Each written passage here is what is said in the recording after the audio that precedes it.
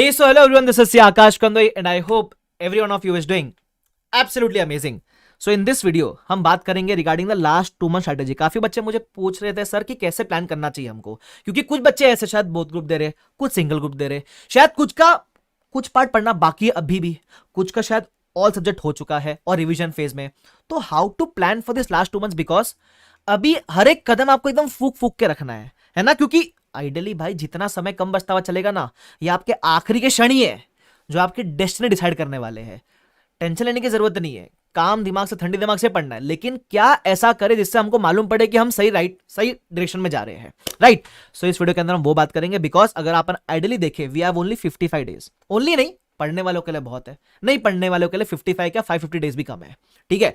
तो 550 सुन के कितना अच्छा लगा ना, एनीवे छोड़ो, तो 55 ही आपके पास, बट इफेक्टिवली देखिए तो 55 भी नहीं है। क्यों? बिकॉज इसमें से आप 5 डेज तो एफआर पढ़ोगे, है ना, जो एटलीस्ट ग्रुप 2 बोथ ग्रुप्स या ग्रुप 1 दे रहे, जो शायद सेकंड ग्रुप भी दे रहे, उनको 10 डेज का बफर मिल जाएगा, है ना। बट जो भी है अप्रोक्सीमेटली इतने लगभग दिन आपके पास बचे हैं। अब प्लान कैसे करें, ये प्लान सुनने के पहले सब्सक्राइब किए ना, सुनते हो ना, इसलिए यूजफुल नहीं लगता है सब्सक्राइब करके सुनने का, उसके अलावा पसंद आए लाइक जरूर करना, ठीक है, और दोस्तों का शेयर भी करने का, सबका भला करने का भाई। चलो ठीक है, अब सुनो कैसे प्लान करेंगे। तो मैं एक एक कैटेगरी की इंडिविजुअली बात करूंगा और वीडियो के एंड में आपको मैं कुछ प्रो टिप्स भी दूंगा कि ये तो करके ही जाना, ठीक है, ताकि आपका एकदम फुल प्रूफ प्लान रेडी हो जाए। सबसे पहले बात करते जो बोथ ग्रुप देने वाले हैं, ठीक है। अगर आपके ऑल सब्जेक्ट डन है तो you are in a good position, ठीक है। अपने आप से ये मत कहना कि मैं और कर लेता, आप जो भी पोजीशन में, अच्छे पोजीशन में अगर आप यहां हो तो, है ना। तो जितना समय बचा है उसमें प्लान कैसे करना है आपको, बेसिकली 50 डेज है, प्लान करो अभी जितना भी हुआ, ठीक है। यहां से एटलीस्ट 2 रिवीजन और करना ही है, 2 रिवीजन कैसे करेंगे सर 50 डेज में। तो 50 डेज को आप है ना 2 पार्ट में बांट दो, एक 30 डेज, एक 20 डेज। 30 डेज में अपना एक पूरा रिवीजन करेंगे, 20 डेज में एक रिवीजन और करेंगे, ठीक है। ऐसे 2 रिवीजन बेयर मिनिमम टारगेट करके चलना, ठीक है। उसके अलावा कोशिश ये करना कि आप जब रिवीजन प्लान कर रहे हो ना, तो एक दिन में 2 या मैक्सिमम 3 सब्जेक्ट, 2 से कम नहीं, 3 से ज्यादा नहीं, ठीक है। तो जो ये कैटेगरी में वो ऑलरेडी अच्छे पोजीशन में, ट्रस्ट योर सेल्फ, चल रही अच्छी प्रिपरेशन, चलते रहने देना, कंसिस्टेंसी मेंटेन रखना और 2 रिवीजन यहां से और एम करना, पहली चीज। सेकेंड चीज, जिनका शायद कुछ पोर्शन बाकी है, सर आप बोलोगे सर ऐसा भी होता है कि अभी तक पोर्शन बाकी होता है, भाई कोई दिक्कत वाली बात नहीं है, ठीक है, इट इज फाइन, बाकी है तो है, कोई दिक्कत नहीं है, बट प्लान कैसे करें ये बताओ, ठीक है। तो अब इस केस में आप आज से अपने दिनचर्या को 2 पार्ट में बांट देना, ठीक है। एक होगा आपका 30% टाइम और एक आपका होगा 70% टाइम, ठीक है। 30% टाइम में आप जो भी अपना पेंडिंग वाला पार्ट है, जो पेंडिंग सब्जेक्ट है, पेंडिंग चैप्टर्स है, वो कंप्लीट करोगे, और 70% वाले टाइम में you will have to start your revision. तो 30% टाइम में जो भी आपका सपोज फॉर एग्जांपल किसका आईडीटी चल रहा होगा या डीटी चल रहा होगा, तो वो कंप्लीट करो, सुबह के 3 घंटा 4 घंटा दे दो, और जो 70% टाइम है बाकी उसमें रिवीजन करोगे। अब इस 70% टाइम में कितने सब्जेक्ट का रिवीजन करें सर, मैक्सिमम 2, उससे ज्यादा नहीं, क्योंकि एक आप ऑलरेडी नया पढ़ रहे हो, तो इस 2 का रिवीजन करो, ठीक है। उसके अलावा जिसका भी कोई सब्जेक्ट पेंडिंग चल रहा है, मेक श्योर जिसका भी आप लेक्चर्स वगैरह देख रहे हो उसको आप डेली बेस पे रिवाइज कर रहे हो, क्योंकि आइडियली ये जो सब्जेक्ट आपका पेंडिंग चल रहा है, जो नया पढ़ रहे हो ना, उसको आपको बाद में शायद उतने इफेक्टिवली या ज्यादा दिन देकर रिवाइज करने का समय नहीं मिलेगा। तो यही आपका लेक्चर है, यही आपका फर्स्ट रीडिंग है ना। मैक्सिमम आपको 1 या 2 बार आगे रिवाइज करने मिले, उसको ऊपर नहीं मिलेगा। तो कोशिश करना जो भी आप लेक्चर चल रहे हैं आपके, बाय चांस इफ एनी, तो प्लीज उसको डेली बेस पे रिवाइज करते हुए चलना एकदम फुल प्रूफ तरीके से, और 70% का रिवीजन शुरू करना। अब मैं ना इनको एक कॉन्फिडेंस की बात देता हूं, काफी बच्चे डर जाते हैं कि सर हमारा बाकी डर, टेंशन लेने वाली बात है, इट इज फाइन, होता है। एक बात ध्यान रखना, लेट पढ़ने का भी अपना एक अलग फायदा है, क्योंकि जो लेट पढ़ा है ना वो आपको फ्रेश याद रहता है ना, और उसमें रिवीजन कंपैरेटिवली कम लगते हैं। मतलब अगर बाकी सब्जेक्ट में 3 चाहिए तो इसमें 2 ही चलेगा, 2 ही मिलेगा तो भी चलेगा, 1 मिलेगा तो भी चलेगा, क्वालिटी मैटर्स, राइट। तो it is fine, but of course अपन सब कुछ नया नहीं पढ़ सकते ना, तो ठीक है, कोई दिक्कत वाली बात नहीं है। ये बोथ ग्रुप के लिए, तो जिनका ऑल सब्जेक्ट हो चुका है, मैंने बताया स्टार्ट विद द रिवीजन, दिन में 2 सब्जेक्ट या मैक्सिमम 3, 2 रिवीजन एम करना, जिनका पेंडिंग है इस तरीके से प्लान करो, ठीक है। अब बारी आती है जिनका सिंगल ग्रुप बाकी है, ठीक है। अगर आपका सब सब्जेक्ट हो चुका है, तब तो जो मैंने इनके लिए बोला वो आपके लिए भी एप्लीकेबल है, कि भाई सब सब्जेक्ट एक बार पढ़ के हो चुका, 2 महीने हैं, आराम से 2 भी नहीं आप तो 3 रिवीजन कर सकते हो 50 दिन में। कैसे? 20-20-10 या 25-15-10 ऐसा करके कर लो, बराबर 50 दिन है, 25-15-10 के रेशियो में बांट दो, 25 days first revision, 15 days second revision, 10 days third revision, बराबर, ठीक है। मैं मॉक टेस्ट की बात भी लास्ट में करने वाला, ध्यान रखना। एनीवेज, उसके बाद जिनका पेंडिंग चल रहा है कोई भी सब्जेक्ट, तो आप कैसे प्लान करोगे। अब मैं आपको डेडलाइन दे रहा हूं, ठीक है। आपके पास है ना जिनका भी वन ग्रुप है और कोई भी सब्जेक्ट पेंडिंग है, I am giving a deadline of next 10 days. मतलब आप मान लो आपका डेडलाइन है ना करीबन करीबन 15 से 20 सितंबर तक का होगा, ठीक है। इस समय तक आप अपना कंटिन्यूअसली जो भी बाकी कंप्लीट कर लो।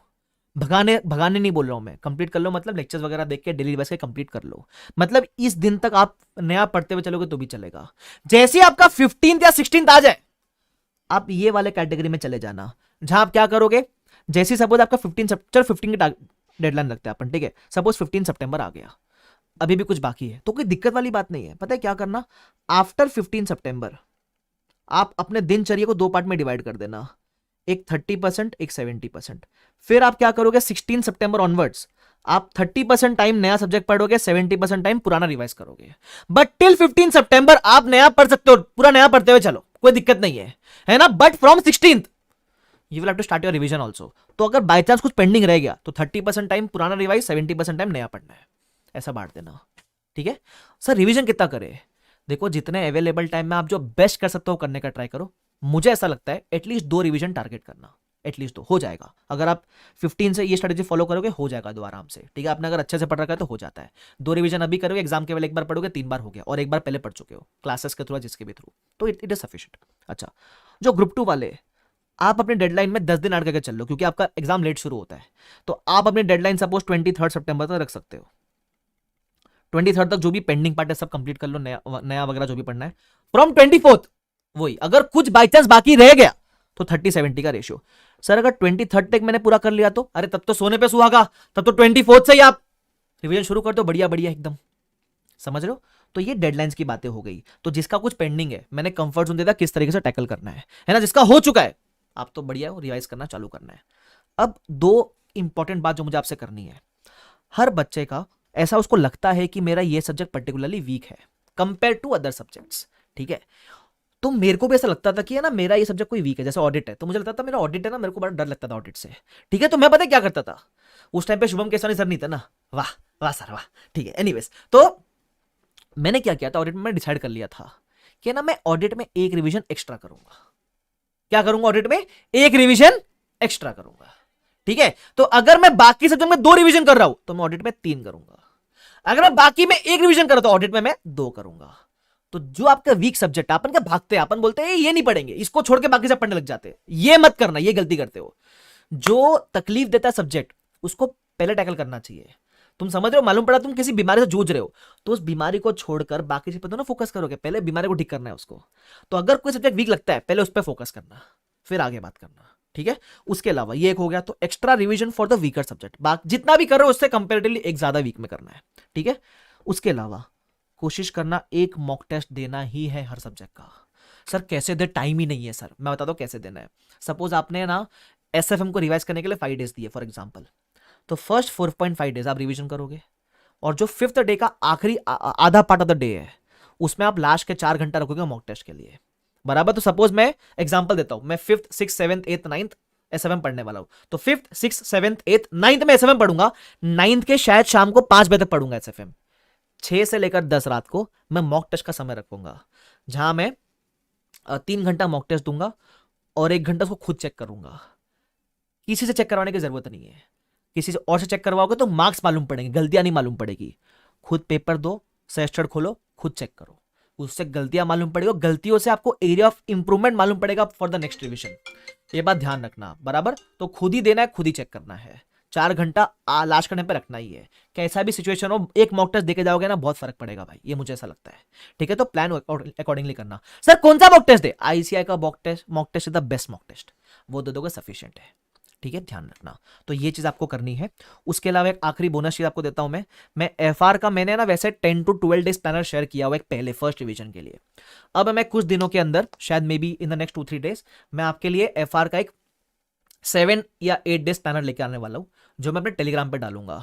तो मेरा टेलीग्राम का डिस्क्रिप्शन बॉक्स में लिंक है, वो ज्वाइन कर लेना, क्योंकि मैं उस पर पोस्ट करूंगा वो प्लानर 7-8 डेज में पूरा एफआर कैसे रिवाइज करना है, तो वो आपको वहां काम आ जाएगा, ठीक है, ध्यान रखना। तो ये आपके लिए यूजफुल टिप्स है। आई होप आपके लिए वीडियो हेल्पफुल रहेगा। अपना जो प्लान, अच्छा प्लान करके पढ़ना, ऐसा नहीं कि कुछ भी पढ़े जा रहे हैं, प्लान करके पढ़ना, स्टिक रहना अपने प्लान को, ठीक है। तो इस तरीके से आप प्लान करो, टेंशन मत लो, जो भी सिचुएशन है you can still crack it. 55 days बहुत होते हैं। अगर आप दिन का 12 घंटा पढ़ते हो तो 55 डेज इंटू 12 करोगे तो मोर देन 600 आवर्स है आपके पास। ठीक है, तो पढ़ने वाले इंसान के लिए बहुत है ना। बस मेहनत करने से जूझना मत, मेहनत करने से कतराना मत। अगर आप ये बोलोगे ना सर मेहनत नहीं हो रही है मेरे से, बाकी सब हो जाएगा मेरे से, तो भाई कोई इलाज नहीं है। पढ़ना है तो पढ़ना है, और कोई ऑप्शन नहीं है ना। तुम बोलोगे मेरे को नींद आता है, मेरा पढ़ाई नहीं होता है, मेरे को ऐसा लगता है, मेरे को वैसा लगता है, भाई एक्सक्यूजेस से तुम्हारे मार्क्स नहीं बढ़ने वाले हैं। बराबर, एक्सक्यूजेस से तुम्हारे मन को बहाना मिलेगा और तुम पढ़ाई से दूर भागोगे। 100 रीजन हो गए नहीं पढ़ने के, एक तो होगा ना रीजन पढ़ने के लिए। फैमिली सिचुएशन हो गए, मॉम डैड होंगे, खुद का सेल्फ रिस्पेक्ट होगा, कुछ तो होगा ना भाई पढ़ने का एक रीजन। वो एक रीजन ढूंढना और उसकी वजह से पढ़ने बैठ जाना चुपचाप। ठीक है, क्योंकि रीजन दोगे, तुम सबको रीजन देते बैठोगे, मेरा ये नहीं है, मेरा ऐसा है, मेरा वैसा है, किसी को तुम्हारे रीजन से कोई फर्क नहीं पड़ रहा है। नुकसान किसका हो रहा है? तुम्हारा हो रहा है। जिसको रीजन दे रहे हो उसका तो हो नहीं रहा है, आईसीआई का हो नहीं रहा है ना। उनको तो 10-15 लोग को पास करना है, 100 में से वो कर देंगे, तुम रीजन देते रह जाओगे, तो वो नहीं करना है। ठीक है, so be little harsh on yourself in terms of working hard, and you have to study. Make that promise to yourself today itself, right? And I know somewhere down that you have the potential to clear it. Just एक level of dedication चाहिए, एक level of commitment चाहिए कि मैं करके दिखा दूंगा। जिस दिन वो कमिटमेंट अंदर से आ गया ना, तुमको कोई भी हार्डवर्क करने से नहीं रोक सकता। तो वो कमिटमेंट अंदर से ले आओ, और मैं बोल रहा हूं आग लगा दो। तुम्हारे पिछले दिनों में कितना भी टाइम वेस्ट किया हो, कर दिया, हो गई गलती, सॉरी बोलो अपने आप से और आगे बढ़ो। और आज ठान लो कि आज के बाद जो मैं हार्डवर्क करूंगा उस लेवल का हार्डवर्क और कोई नहीं कर सकता। इस लेवल का डेडिकेशन लेकर आना आज के बाद। लास्ट 50-55 डेज में जितना खींच सकते हो खींच लो, अपने आप को निचोड़ दो पूरा। Don't focus on result. मेरा रिजल्ट होएगा, तुम्हारा प्रोसेस अच्छा रहेगा, मेहनत करोगे, अच्छा रिजल्ट आएगा। तो आज के बाद पेपर कैसा आएगा, रिजल्ट क्या आएगा, उस पर फोकस हटा दो।